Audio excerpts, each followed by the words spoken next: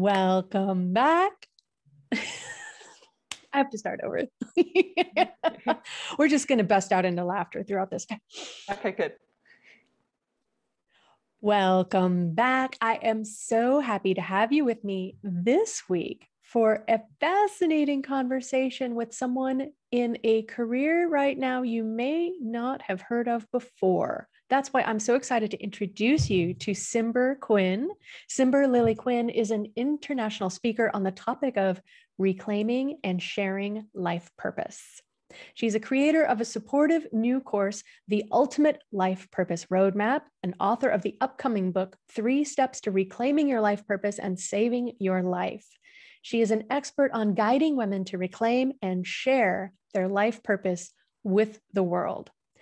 Cymber returned to her purpose at age 42 and is now a master teacher and an award-winning professional harpist who has been featured on National Public Radio and Hawaii Public Radio. Cymber is also a certified perfect customers coach and the creator of The Purpose Cafe, an international podcast of women who are living their purpose in a big way. Cymber, thank you so much for making time to join me today. Oh, thank you, Susie. I'm so happy to be here.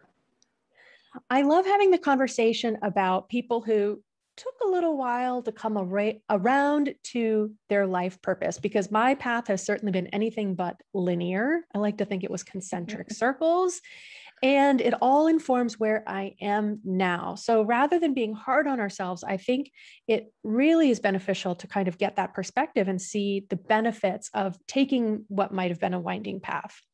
So I'd love to know a little bit more about yours. What were you doing until that epiphany when harp came back to your life? It's such a great story, Susie, and I love telling it. So I started out in a musical family as a kid. My parents were singers. My brother and sister are, as adults, both professional musicians. And I suffered from what a lot of musicians suffer from, which is the not good enough syndrome. And I just didn't feel like I could compete. Everybody was so good. Everybody in the family was so good. So I decided to leave and go into business. And I became, well, first a journalist and then a marketing copywriter. And I did that for 27 years. And I loved it. And if I hadn't had some health issues that redirected my life, I might still be there. I liked the camaraderie. I liked the work that I was doing. But in my late 30s, I was struggling with endometriosis, which is a very difficult reproductive disease. And while I had tried all kinds of things to preserve my life in the business world and take care of my health, ultimately the body won out on that one. And I needed to leave corporate life. And I was fortunate at the time to be with someone who was financially able to carry me a little while I worked on this. But I went through a whole journey of changing my diet and changing my exercise and letting go of dreams that I had that I thought, oh, as a journalist, as a writer, I'm going to end up back and get a master's or PhD and teach history at a college or something, along those lines. And none of that. I just watched all those dreams take a left turn at Albuquerque and go somewhere else while I was figuring out what I was doing. So the aha moment came when I was 42. I had been working with a Reiki master and an energy worker at that time, trying to get to some of the deeper issues that just seemed to keep eluding me. It was like, what is really going on here? What am I supposed to be doing? What is my purpose? So she said to me one day, she said, you need to go back into your childhood. And she used some rather strong language with me. And she said, you need to go find that piece of yourself that you sliced off in order to move forward in your life. And I just told you what that was, but I didn't know what it was at the time. And so I walked around in my life with a question mark in my heart and a question mark in my third eye. And I just kind of took the Dr. Seuss approach and said, are you my purpose? Are you my purpose? Are you my purpose? I just walked around in my life and I said, well, are you my purpose? And so 14 years ago, 14 and a half years, well, now almost 15 years ago, I opened a Christmas catalog, holiday catalog, and there was a picture of a harp. And I had a moment a memory of being a little kid and meeting the principal harpist of the Denver Symphony Orchestra in person. And when I met her, I knew that's what I wanted to do. I knew that I wanted to be a harp. I was 6. Now, I have had the opportunity since then to thank this woman for sending me on this journey. But the first thing she said to me when I was 6 was, "You have to learn piano first." And I thought, oh, no, I'm 6. I'm busy. And I don't, if things need to happen now, I'm 6, right? But I did. I learned piano not very well. And in the process, I had the great spiritual forgetting, which happens a lot. And so I learned to play piano, and I sang, and I played a lot of other instruments because, as I said, I grew up in a musical family, in a musical community. And then here I am now, age 42, having this whole memory. The whole thing came back whole cloth. And I'm like, oh, that's it. It was so visceral. It was as though I placed my hand on a running car engine, and I could feel the electricity, the vibration, there was no question. And I never turned back. I never looked back after that. Now, not everybody has that kind of epiphany moment, but I did. And then it became a process of, how do I make that childhood dream into an adult version, an adult reality? And this is part of what I teach in my programs, is how do you make an adult version of that kid dream? Well, I ordered a harp on Amazon. I highly do not recommend that harp to my students now, but I did. That is what I did. And then, because I was living in Hawaii at the time, there were no harp teachers nearby, so I learned by Skype. Zoom didn't exist yet. And I showed up for my lesson every week for 3 years. And I felt like I was 30 years behind. I got caught up with myself. And I thought, this is my purpose. This is to bring, first of all, for me personally, to heal myself, to sit at this gorgeous instrument and to just absorb those vibrations directly into my body, because it's resting on my body as I'm playing, but also then emanating that out, that healing energy. I became a Reiki master in the process of doing all this, working with that Reiki master as well. And so my music is not just beautiful harp music, but I'm also infusing it with these healing energies for people.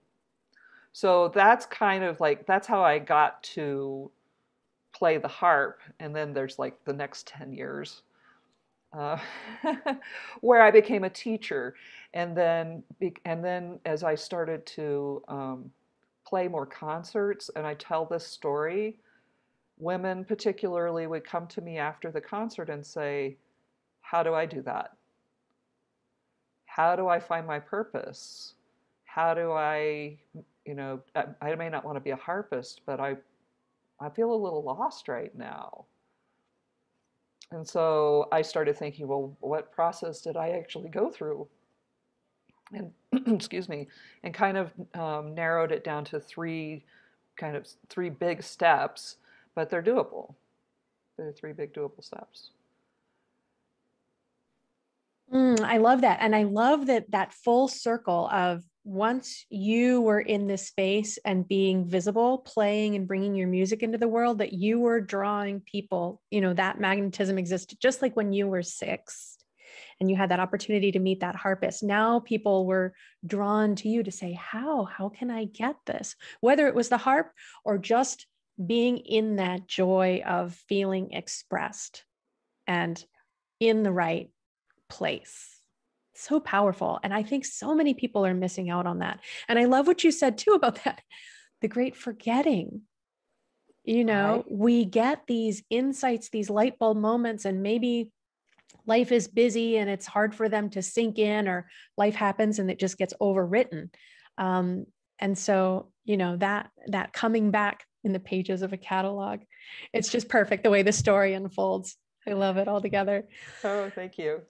So was that then when women were coming to you and saying, right, asking you these kinds of questions that really are about coming back, how do they find their purpose? Is that the point at which you started recognizing like maybe coaching or that kind of support is necessary, or was that kind of coming along in tandem with learning Reiki? Because as a Reiki master myself, I know that in my process of understanding and growing in that space, you just start to see more situations that deserve attention and solutions and love and light, right? You just keep wanting to like bring solutions to where you see issues in the world. So how did that kind of come together for you? That's a really interesting question. It came along organically because I just kept getting the same question. How do I do this? Not how do I become a harpist and get out and play and stuff like that, but how do I step into my own purpose? And so I really had to and still do reflect on what were the steps that I took, what were the what was the support that I got along the way. And so for me, it kind of, as I said, it came down to three steps. The first step is to look back in childhood to a time before the world told you no. It's such a joyful time. Maybe you're 4, maybe you're 5, before people start imposing real, societal, the elements of the great forgetting.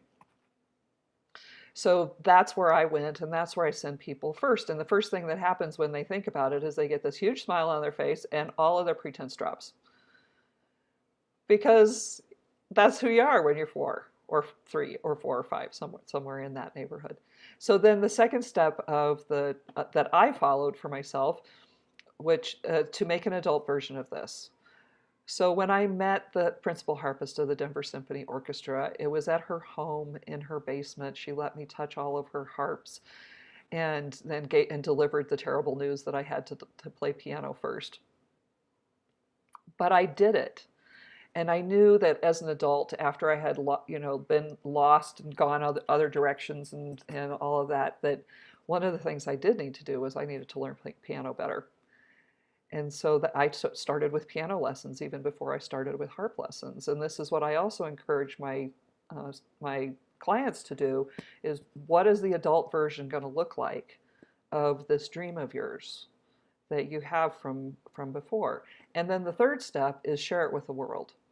And it can be start small. In my case, like just playing for senior homes, house concerts. That gradually grew to where I was playing bigger theaters and playing and interacting with other musicians and theater people. And I don't think that I ever imagined that that was going to end up being part of what I did, but it just sort of happened organically.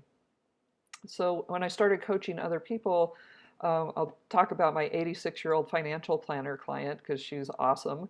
She says, I love this idea. I love these 3 steps. Okay, so she says, so tell me, what is my purpose? And I said, all right, Joan, what did you love to do when you were 4 years old? She got the big grin on her face and she said, I was teaching my neighbor kids how to read. She said, I learned to read very early. So I was teaching the other kids how to read. And I said, well, it sounds like you're a teacher. And she said, but I'm a financial planner. And I said, but you're teaching financial planning. Oh, and oh, by the way, and I've known her for a long time, she also speaks regularly at church, and she mentors other women. And she just hadn't quite focused the lens quite to see that all of that was teaching, and that all of that had been following her as a thread or a rope or a cable through her life until now she's 86 and she's a financial planner and still going strong. I know. And so I think that it's really important for women to connect with that purpose and to connect with that early part of themselves. Who who were you back then? What do you love to do back then? When I look back at my own time, I mean, 6 is kind of the age when the world starts to impose a little bit. So you must have piano lessons as an imposition on me. But even earlier than that, when I look back, I was always singing. And the other thing I was always doing was I was outside all the time. Loved being outside on the prairie in the wind. And I've been thinking about that lately because I've been focused a lot on my own story and the music aspect of it. But there is another important piece of that in my childhood where I love listening to the wind. So this is now I'm feeling this is another piece of my purpose, and I'm not exactly sure what it is. So I'm being open with the question of, well, what part of my purpose is this? What part of my purpose is that? And this is what I encourage women and men too, but to ask the questions and then be open to something that feels so fantastic, like biting into a fresh peach or a delicious ice cream cone or something. Your purpose is going to feel like that. And if it doesn't, it's not your purpose. That I'm really clear on. Purposes are not annoying. They they do not have the weight of should. You should do this. It's joyful. It's like you can't wait to go and do this. And then we work on blocks, and we work on what are next steps in the coaching program. And then my favorite part is when we get to the point where like they're ready to take it out into the world.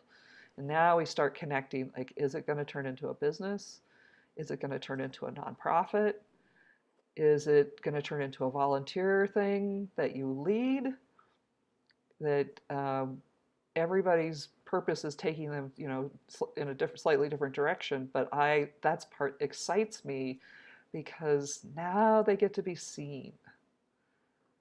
It's not, Mm-hmm. yeah, And appreciated. and appreciated.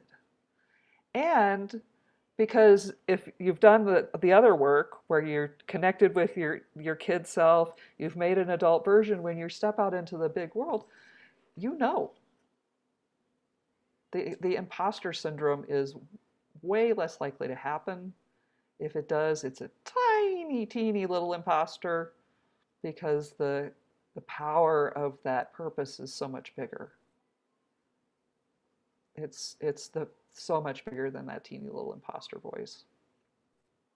I love the unfolding of the whole process and how it starts off so deceptively simple as going back to that time and remembering what lit us up, right? And making space for that curiosity because we get so busy, we should on ourselves. That's an important thing to Yes, we do. recognize and to start to try to turn down the volume on those shoulds. And we think if we haven't come up with an answer, then we'll just go with what we've got, or we don't know. We don't give ourselves the credit for making that space to explore and let the answers come to us. And one of the little workaround secrets that I love, the first time I heard someone offer this, I was like, oh, when you're contemplating, you're trying to land on something and really check in with yourself. And, you're asked to, what would the answer to this question be? Or, look inside this box. What is in this box? You're like, I don't know. And then follow that up with, well, if you knew the answer, what would it be?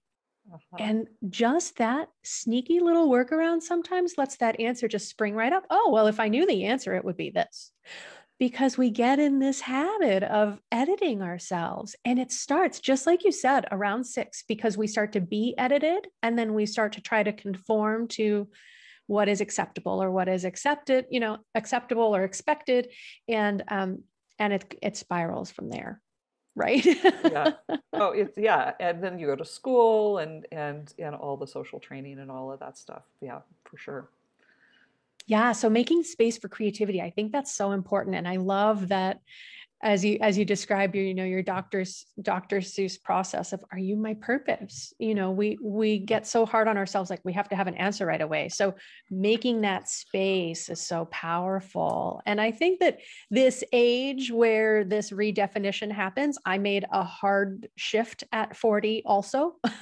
It's like suddenly, well, we've been working along, we've been steaming along, we've been making some progress and maybe getting some accolade for the work that we're doing, but it's just not resonating. So how can we get back to what resonates? I think that's a powerful time to give ourselves that permission.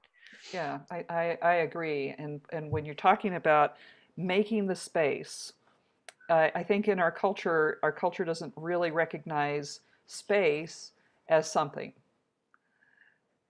We're always filling the space, and this is a journalist trick, by the way. You ask a question and then you stop talking, and then most people will fill the space with something because they're not used to it being quiet.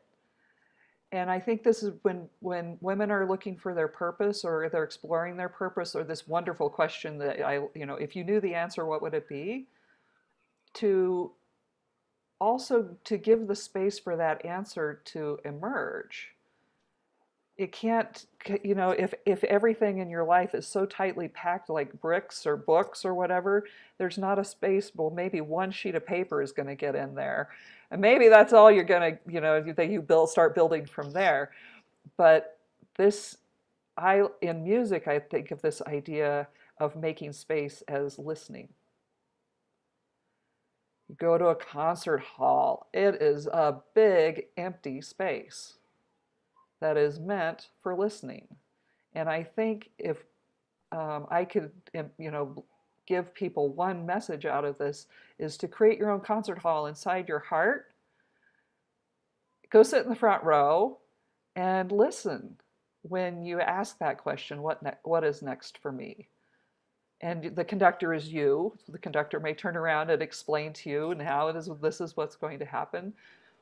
But one of my teachers taught me to, when I'm learning a song, get the original version, go back to the beginning, and then sit down and listen. Set aside 30 minutes. 30. She said, actually an hour, but I know you won't do an hour, so 30. And listen to this song back to back, over and over for 30 minutes without commentary, without getting up, without making notes, without anything. And just practice listening. So for so many of us, we never stop talking because that is our culture. And if you can practice, I'm making this up right now. You could practice listening by picking a song that you love, or a piece of music that you love, and put it on back to back for 30 minutes. And then go out and then turn it off, and then say, all right, what did I just hear? Because if you go back, I know you're a theater person, have a theater background. If you go back and listen to it again, you're going to hear something different. And the third time, you're going to hear something deeper. Maybe the next time you hear something more. And this is true in your own life purpose. So when I first opened that catalog, okay, I heard one thing. Get on your purpose. Sounds like an alarm bell. Oh no, we're late. We're late for a very important date. So but then as I've gone back and looked again and again and again at what the harp itself means, where it came from, what the stories are, what is the harp's purpose? My harps are all living beings, and they all have their own purposes. And each time, it's like you were talking about earlier on, Susie, saying that we're spiraling around these topics. We come back to them, and they revisit them in a deeper way. And that's true of purpose as well. That, okay, your first inkling is, and this is what I teach, is the first inkling is, okay, that early childhood thing. What's the next turn around the circle of that? What's the next turn of the circle around that? As you age, as you gain experience, as you meet other people, as you share your purpose and share your vision, it continues to evolve and grow. And then it gets to that point where you cannot hold it to yourself anymore. And you have to tell somebody. You have to tell lots of somebodies, and that's the purpose, getting out.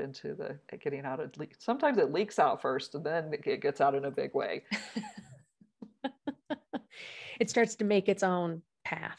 It's It time. does. You're ready. We're ready. Let's go. Right? I think that's a really important piece of it too. That hearing that internal voice or voices, it's okay to have multiple, I feel like multiple voices going on, talking to each other in my head. Yeah. Yeah, we're ready. Let's go. And the purpose voice. The purpose is like, yeah, I've been with you since the beginning. Yeah. Got to catch the more recent parts of you up to speed on what we're doing here. Like, oh, I'm glad you're all on board. I definitely speak to an inner committee as well. Yes. Yes. I was just reading a New York Times article about the importance of the inner committee. Ooh, I'll look for that one. Yeah, that there is some value in having your committee speak about you because it moves you out of the spotlight just for a little bit.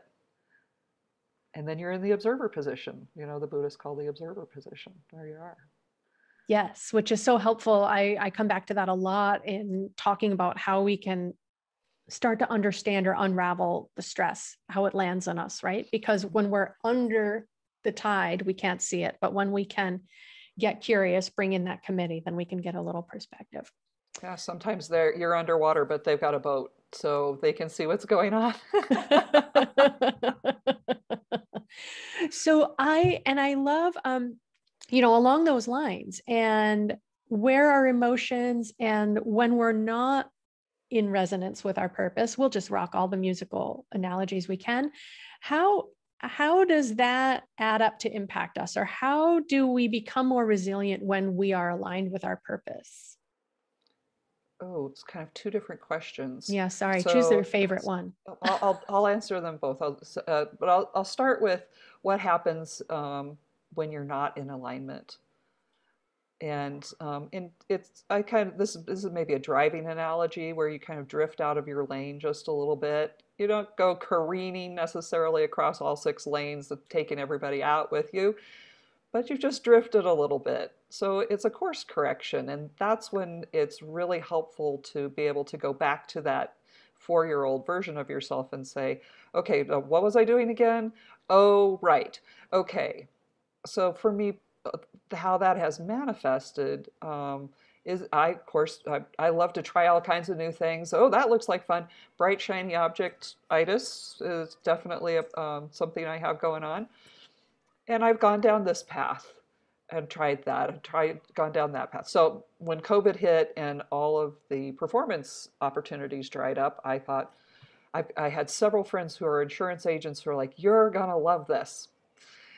And so I dipped my toe into being an insurance agent, and oh my gosh, did I feel out of alignment. I mean, as a business person, I could probably, here are things to be on the lookout for that are not in alignment. So as a business person, I probably could have made it work. That's a phrase. I could have made it work, or I should be able to make this work, or make it work is like the kiss of death to the purpose. Make it work. I'm doing it for my friends. They said it's a good idea.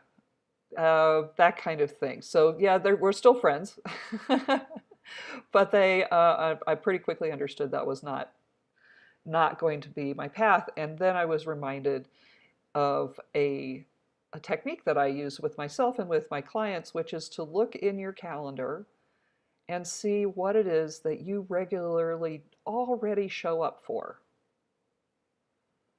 What is it that gets canceled? And what do you show up for? And so for me, I can always make it to a harp thing. Always. Doesn't matter. I can always make it to a harp thing. And so I follow these guys around like Pied Piper. Um, and when I drift away from it, it feels uh, back to the driving analogy. If you've ever been driving on a dark country road and drifted off to the right a little bit, and it goes, brrr, brrr. Okay, it feels a little bit like that inside, like everything's vibrating, but not in a good way. Like, hey, wake up, wake up. You've drifted off the road a little bit. And it's a little scary, though, I will say, but then some of the other committee members were like, but that's a safe path. You could insurance. Everybody needs insurance, right? Everybody needs insurance. And the harps are like, stop it, follow us. So I left insurance But I'm glad that I did go down that path. I want to say that to your listeners, that every path you go down teaches you something. And I learned, as I said, I'm not an insurance agent, but I also learned a ton about insurance that I didn't know, which makes me a smarter shopper and a better understanding of what I need and in the insurance world, and much more sympathetic to my friends who are doing this work because it is hard work and it involves a lot dealing with a lot of people's issues. And so I feel that insurance agents who do this work over their life are angels in disguise. It might need some healing harp music. Oh, they definitely need healing heart music. They definitely need healing heart music. And I bless them because they're amazing people to do this incredibly difficult work. So that's one, so that's the answer to one question, is like what happens when you drift off. And then what was the second question you asked? How does being in alignment with our purpose help us to be more resilient? Oh, that's also an outstanding question. So let's talk about resilience first. So resilience is inner strength and the ability to continue to make choices for yourself in really difficult or awkward situations. So to be able to do that, you have to be able to know where north is inside yourself. You have to know where your center pole is, and again, this is back to the purpose. So then when you're in your purpose, I think that this is a cumulative thing, that as you practice your purpose, you become more resilient at it. And I saw a wonderful quote go by on Facebook a couple of days ago that said, have so many opportunities going on that any one no is not going to ruin your day. I like So them. being in your purpose means that you can selectively choose a lot of choices. And if they don't work out, so it's like bubble wrap, a couple of them pop, they don't work out. The rest of the bubbles are there to hold this delicate, fragile, wonderful thing that is you. And yeah, then as you continue it to your purpose, one of my friends said, life is like a video game, which is great for kids. So as you advance in levels, you also advance in knowledge and skills and tools. And so as you're moving through your purpose in life, you're going to, if you're actively living in your purpose, you are naturally going to grow more into um, bigger versions of this purpose, and you'll have the resilience to do it, Mm-hmm. to continue to make good choices in the face of some bigger opportunities. Yeah. Yeah, I think that's really powerful that as we continue to move along our path, more opportunities are going to find us at the point at which we have more skills and resilience to, and that wisdom to say, yes, this is aligned, or we'll try that and we'll let that fall away and continue to refine our course and maybe deepen the groove, right? Really, really lean Mhm. into we are on the right path. Right. And then so when you're deepening the groove, I like that image. So when you get, at the root of the groove, it's quite deep, but as you branch out, the grooves get smaller and narrow, like a tree. And and you keep choosing some of those branches and keep following and deepening that groove. But um, each one, what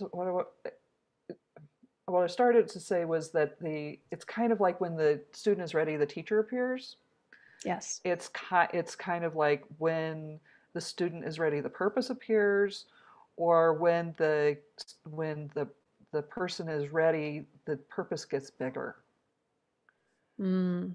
And that's what happened to me. So when I first started, I thought my purpose is to be a harpist and play healing music for people. That's pretty noble and it's a big job. And then as it became clear that I needed to teach, I thought, oh no, well, it's okay. Yes, of course I'm supposed to play harp, but I'm actually supposed to be teaching harp. And then that grew from teaching harp to teaching purpose. And who knows what it's going to be, where it's growing and going next. But the fascinating thing is for me, just in the last few months, as I'm launching my own podcast and talking with you, I'm finding that I'm actually spending more time with the harps composing and playing Ooh. as I was originally playing when I was, 14 years ago. And so in a way I am now spiraling back to I'm a harpist. My purpose is to play healing music for people, but now I've got much bigger stages. And that doesn't mean abandon the other purposes. They're not. They're all interwoven together. And they need to be, because people need to see me living my purpose in my concerts. And then they need to work with me to develop their own. And what I'm totally happy to be living as an example of how I'm doing it, and then invite anybody who's watching me or participating with me to leverage heavily, or as Picasso would say, steal, ideas that are that seem useful and helpful to them. Let's all go. Let's all go together. Let's all rise up together.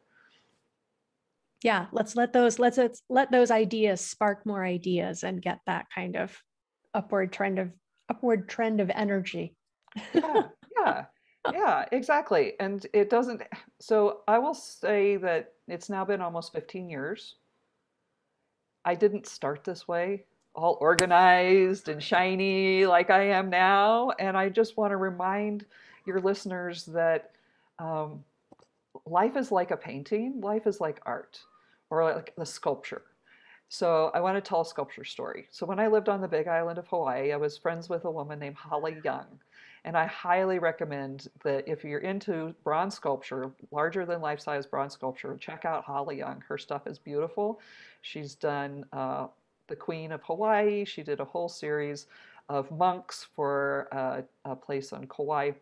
And I said, I want to watch you work. This sounds so cool. I'm a musician. I'm not a sculptor. How does this work? So she brought me over to her house. She was doing a little ballerina. So she'd made a little tiny version that she had first worked from. And now she was making the larger than life size version out of paper mache and chicken wire. And eventually this was going to be covered with wax and eventually turned into a bronze. But I came over at the chicken wire point. And I looked at it and I thought, that doesn't look anything like a sculpture at all. Are you sure? And what she explained to me is that every art has the confusing middle step, or she called it the ugly middle step, where the structure of the being needs to be built, but it's not beautiful, it's structural. And most people stop there because they can't imagine what the end result is going to look like. And it's the artist who says, okay, I know this is the ugly middle part. I have to do this. We have to get through this in order to get to the final piece. And so later she finished the piece and, it all came together beautifully. But for me, the message there is that life is full of ugly middle parts.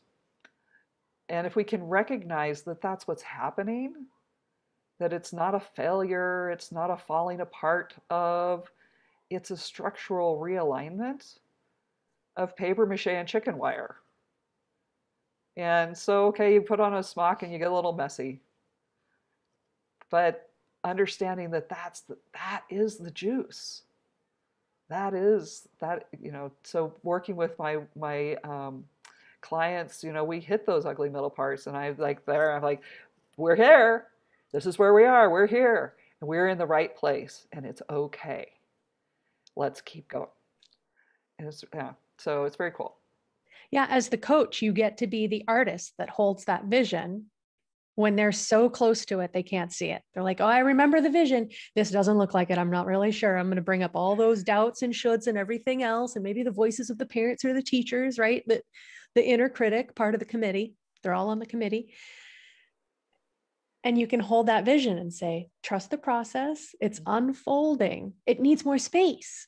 Right. And I wanted to come back to what you were Yes. talking about in the space, because we feel like in order to do more or to be more, we have to fill up all of the space until you can't get a piece of paper in. Right. Right. And when we allow there to be space, that's when the ideas, the divine spark can drop in and say, what about this?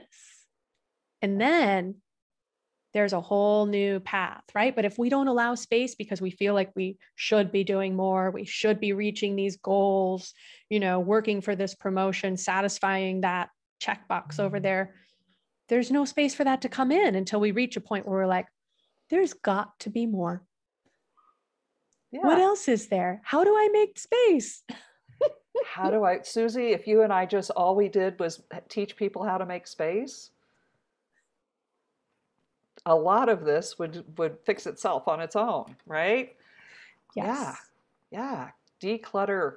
I love Marie Kondo. Declutter your life, declutter your mind. Mm-hmm. Oh, they're And very closely related. When it yeah. is a mess inside, your environment becomes a mess. I've got a great friend who is a decluttering expert, and it comes from that. She's very much about the inner work. Hmm. It's so true. Yeah. So yeah, finding that. So in my world, it's sonic space. So, making music that allows people to have that space. Sometimes that making that space, that empty space, is just intolerably empty.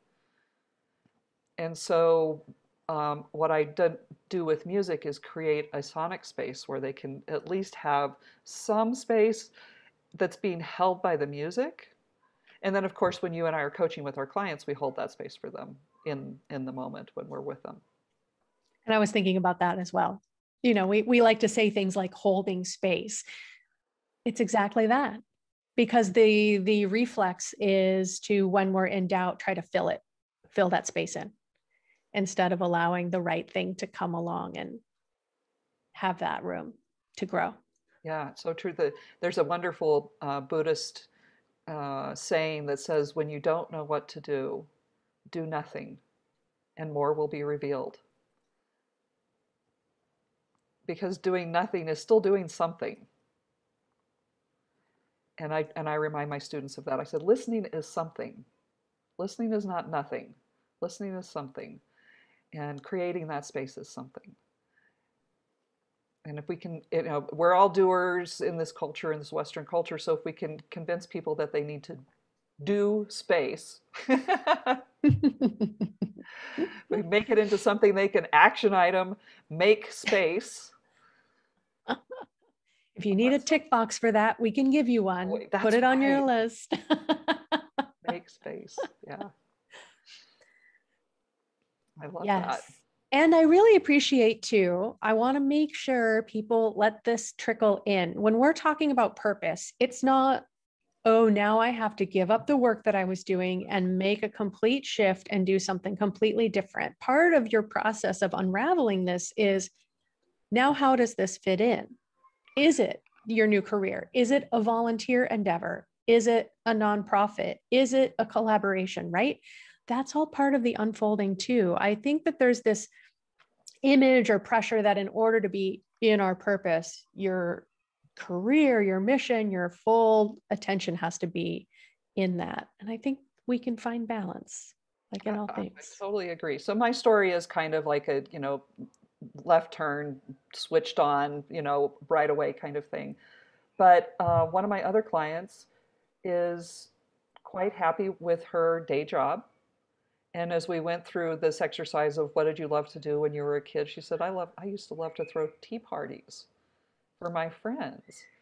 And all of a sudden she said, oh, I'm an organizer.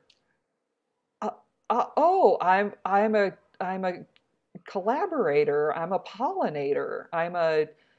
She says, I already do that at work in my job.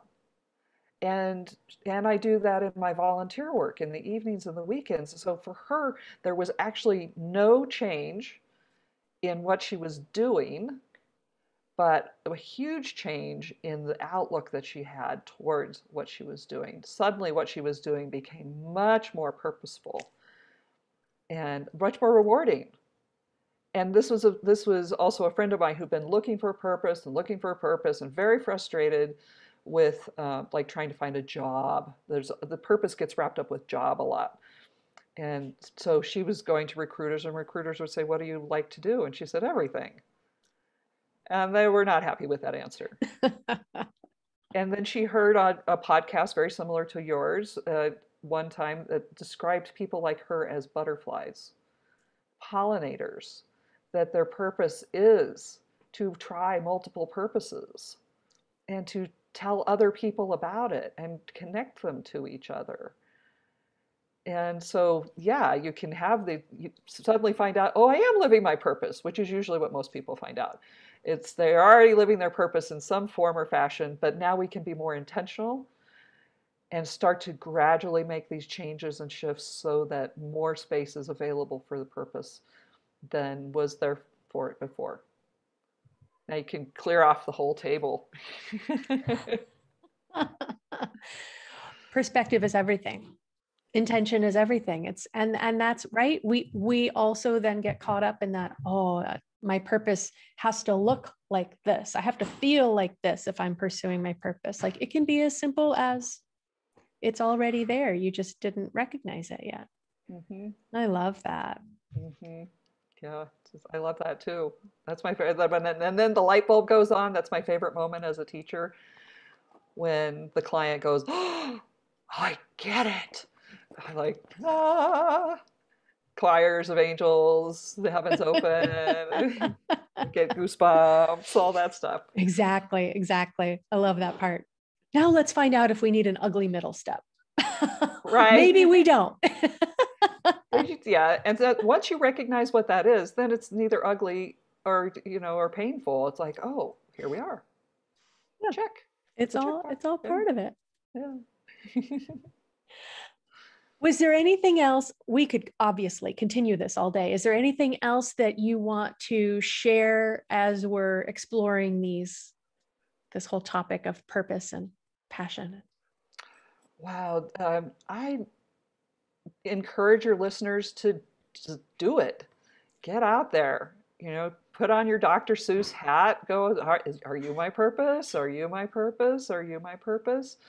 Be on the lookout for perhaps there's an ugly middle phase that you're going through, or perhaps that we're all going through during COVID and coming out of COVID, coming out of this ugly middle phase into a world that we don't really know yet what's going to happen. So being open-hearted and being and going into your life with these questions, I think is going to make the transition into all of our new purpose together a bit easier.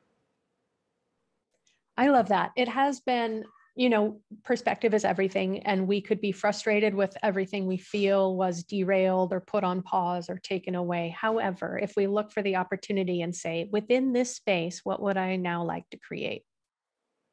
Right? Mm-hmm. We can Mm-hmm. define a new normal for ourselves. I think that's very empowering. And make a new space. I love that. I love that. Defining the space right Back there. to space. Yeah, I like it. And so you are very kindly offering our audience an opportunity to connect with you. Yes, I am. So I have a few sessions open. It's a free 45-minute session to talk about your purpose. We'll go through the 3 steps, which is to go back in time and look at it, see if we can, come up with brainstorm some ideas for present time version, and brainstorm some ideas for what it might look like in a bigger way out in the world. And we can get that all done in 45 minutes. Yeah. So don't fall into this trap of, oh, this is big. I don't want to open that can of worms. Start sneaking up on it. Put on your questioning hat. That's right. That's right. We're not gonna send you out into the world all armed and ready to go in 45 minutes. This is just an initial conversation. Just kind of peek under the lid a little bit. See, yeah, so what's under there? Yeah. Beautiful. Simber Lily Quinn, I am so grateful to you and your time and the space that you created for us today. Thank you for joining me on the show. It has been a treat. Thank you, Susie. I just enjoyed talking with you so much, and I really hope that between the two of us, we've inspired some people to get out there and look for their purpose and start living it. Yes, I hope so too. It's not as scary as it sounds. Come on in, the water is fine.